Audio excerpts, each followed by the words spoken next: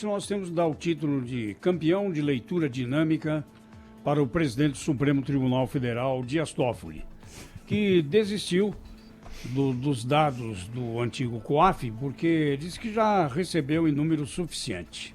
E assim ele resolveu revogar a própria decisão, que tinha merecido muitas críticas. Ainda no dia 15, né, na data da proclamação da República, ele tinha rejeitado um pedido do Procurador-Geral da República, o Aras, né?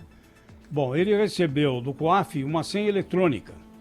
Então ele poderia fazer qualquer consulta ao sistema, só que ela ficaria registrada, né?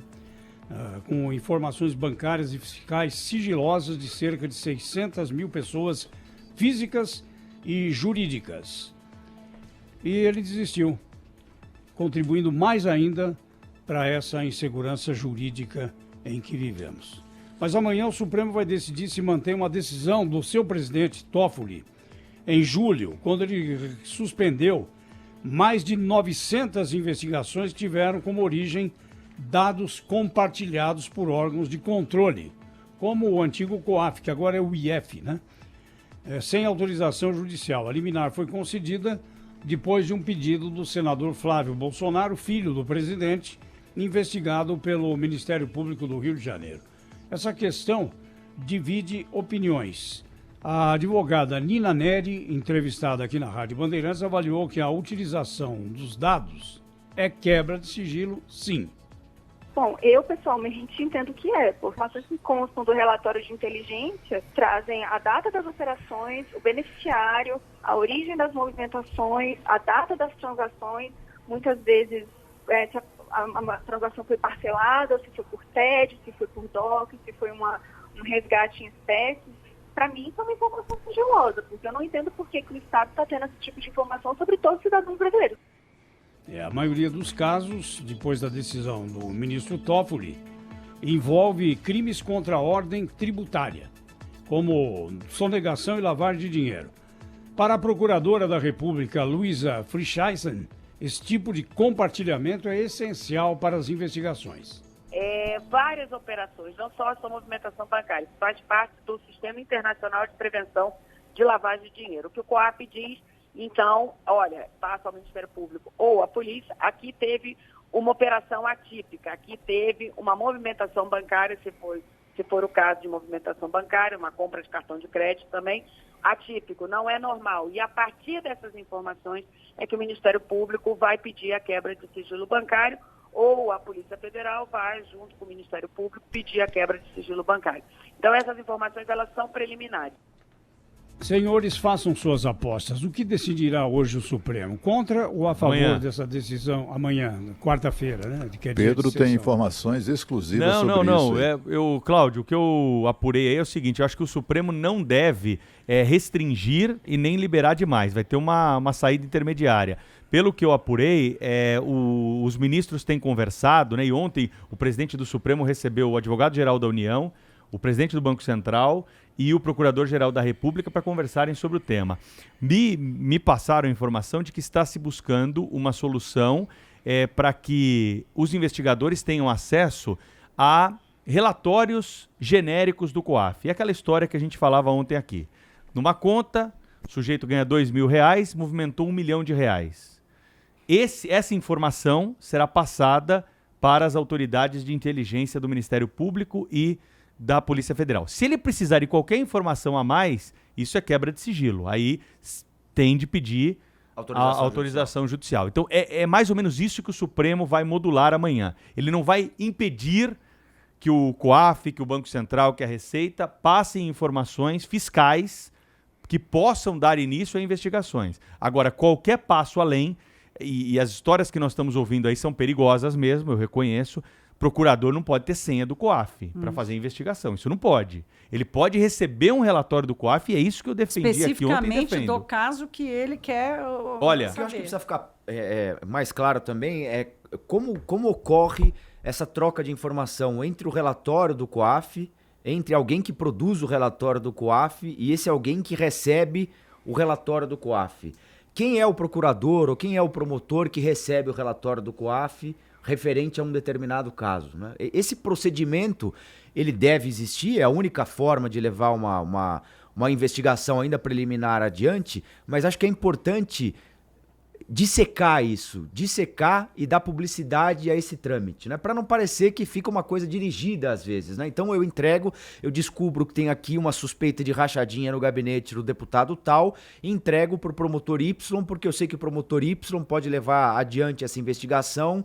Em contrapartida, se for entregue a um promotor X, esse promotor X não vai levar adiante aquela determinada investigação, né? Então acho que se a gente estabelecer uma cadeia, algo que funcione com algum critério, a coisa tende a ficar pacificada, né? Ontem, Rafael, rapidinho aqui, eu sei que o Cláudio quer falar sobre esse assunto, a Thaís também, mas ontem eu conversei com 2 ex-procuradores gerais aqui de São Paulo, do Ministério Público, eles me falaram, um deles até da época da criação, ou logo depois da criação do COAF, e o que eles me disseram é o seguinte: foi criado um fluxo, essa é a palavra que eles usam, fluxo. Então, os ministérios públicos, o COAF, a Receita Federal, eles indicam ali quem está exercendo a função no setor de inteligência. E essas pessoas vão receber esses relatórios.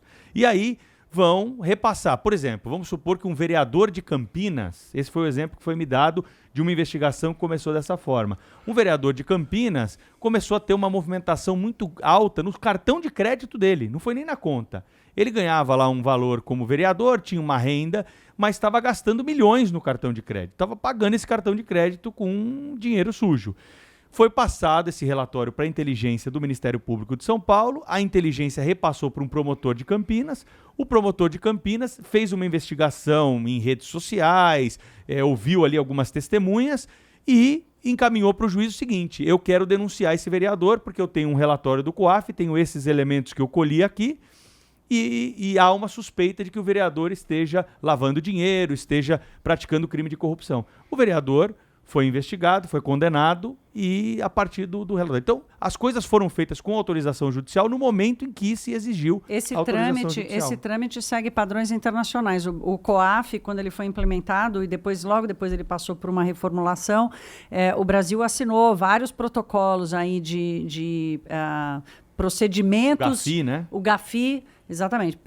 Mas há outros, né, ali periféricos, mas assim, existe um protocolo para procedimento de investigação para lavagem de dinheiro, e esse fluxo tem que deixar a impressão digital. Todo mundo que passou por essa informação tem que deixar a impressão digital, ou seja, até para responsabilizar se houver vazamento, invasão, além do que é permitido pela lei. E há esse protocolo, então, de combate à corrupção e à lavagem de dinheiro.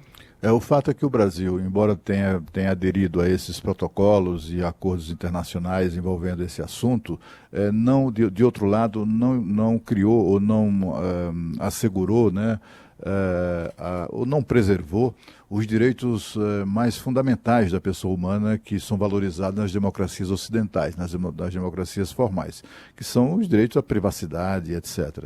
O Brasil negligenciou, né, dessa parte, deu poder demais a quem operou, digamos assim, o sistema de monitoramento de movimentações atípicas e tal.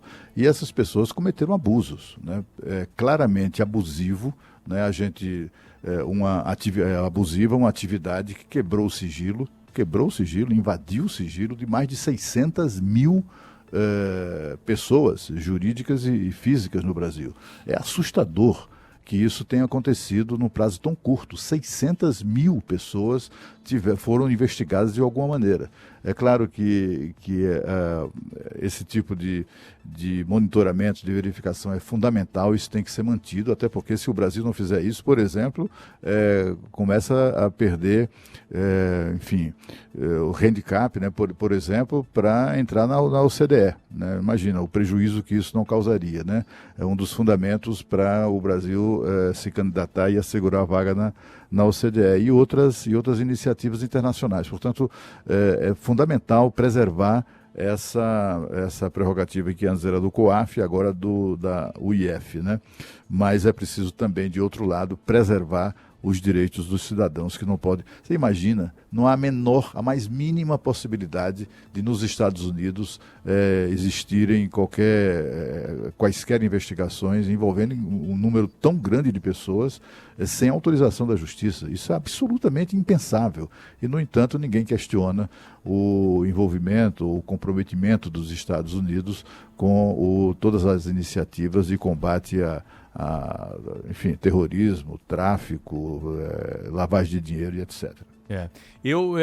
Esse é o meu ponto o ponto de discordância que o Supremo amanhã vai analisar aqui, né? Que é o princípio da reserva de jurisdição, que é justamente isso que o Cláudio falou. Ele é absoluto ou não é? É isso que o Supremo vai ter que decidir. Dá para você ter acesso apenas a movimentação financeira que não é a quebra do sigilo? A quebra do sigilo é quando você tem ali o depósito, o dia, o horário, todos esses elementos. Isso não pode sem autorização judicial. Agora, ter acesso e ser alertado por autoridades financeiras sobre desvios fiscais que podem dar ensejo a investigações criminais, desse ponto eu acho que não há ofensa a esse princípio não, viu, Cláudio?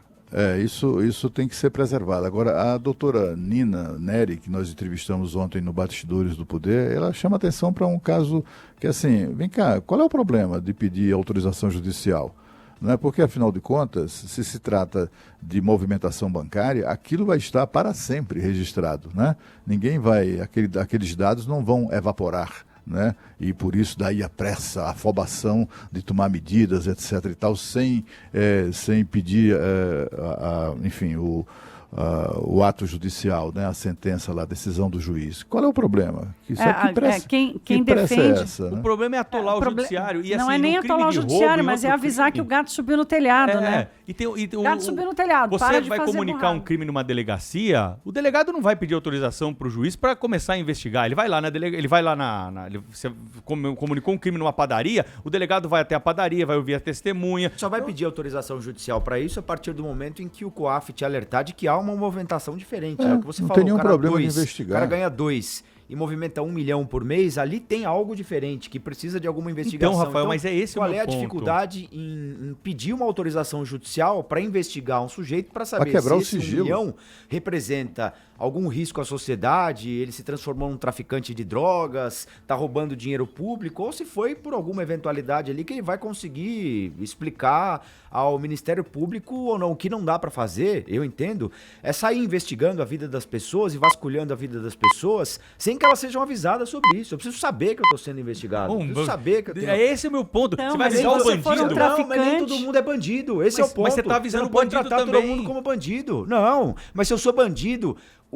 cabe ao promotor público reunir elementos suficientes para isso e falar ao juiz, olha, é o seguinte aqui, eu preciso ir para cima desse sujeito aqui, eu tenho esse indício. É o caso do vereador lá de Campinas, o cara mas ganha são 10, 60 milhões de correntistas. Rafael, o evento surpresa não é importante numa investigação, na sua opinião? Sim, mas não dá para tratar todo mundo como bandido, não sim, dá para mas são sair, 60 milhões de correntistas. Sim, mas aí é azar. Mas ninguém vai prender ninguém vai fazer nada. E outra, essa informação é sigilosa. Não vai prender, mas vai vasculhar a vida das pessoas. Sigilosa pra essa quem, informação Pedro? é sigilosa. O promotor ou procurador ou o policial que divulgar essa informação, ele está cometendo Pedro, um crime. Como sigilosa a gente compra agora aqui na Praça da Sé a declaração de imposto de renda do presidente Jair Bolsonaro. Você concorda que é um outro problema? Que a gente tem que coibir esse mesmo problema. Não, eu não acho que é o mesmo problema. Esse é o nosso ponto de discórdia aqui.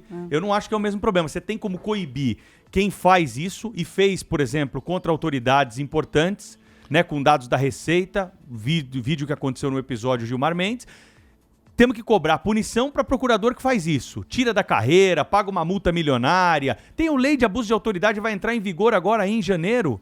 Qualquer autoridade que passar do limite aí tá sujeita a punição severa, vai perder o cargo. Mas, Pedro, isso assim, não há assim, na história do Brasil, na história recente da República, não há nada que nos estimule a acreditar nessa possibilidade, né? Não tem isso.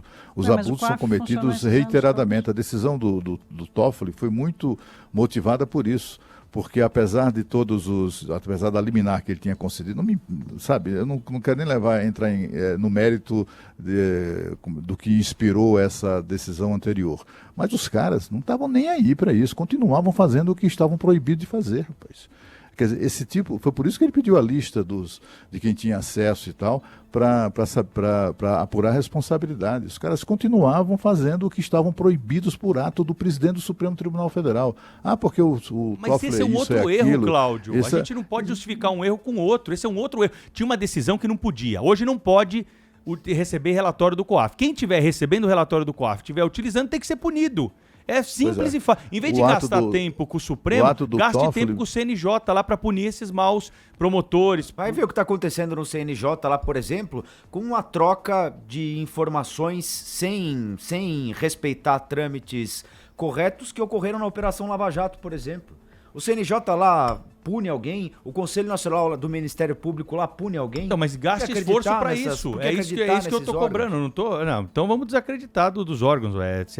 Se não tem conversa pra gente mudar o que tá errado... Se a gente tem uma vacina, né, para impedir que isso aconteça e continuar investigando, que é uma mera autorização judicial, por que não usar? Só que você tá fazendo quimioterapia pra curar gripe. Não dá pra tratar todo mundo como bandido.